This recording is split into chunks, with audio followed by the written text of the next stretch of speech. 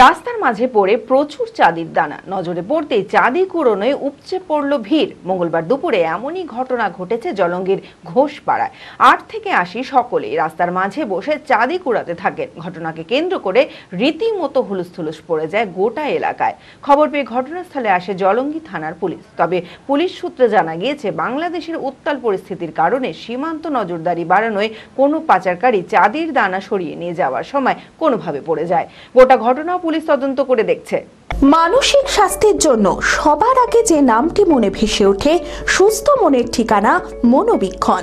যোগাযোগ নাম্বার 7477799516।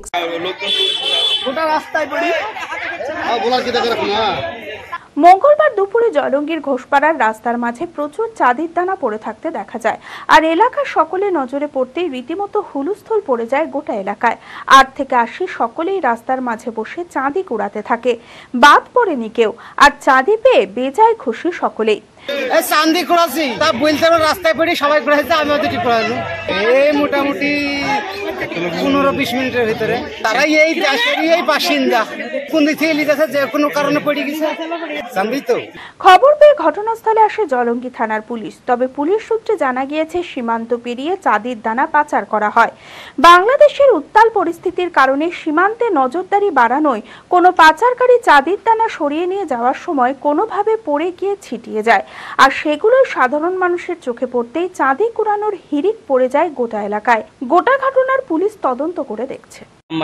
সবাই বলছে এটা চাঁদি, সবাই চাঁদি বলে সবাই কুড়াচ্ছে। আমিও আসলাম, এসে দেখছি হ্যাঁ সবাই গোল গোল ছোট ছোট চাঁদি। এটা আমি মিনিট 15 থেকে দেখছি। গ্রামবাসী, রাস্তার মানুষ যারাই যাচ্ছে তারাই কুড়াচ্ছে। তো এখনো অনুমান করা যাচ্ছে না যে কিভাবে আসলো এটা।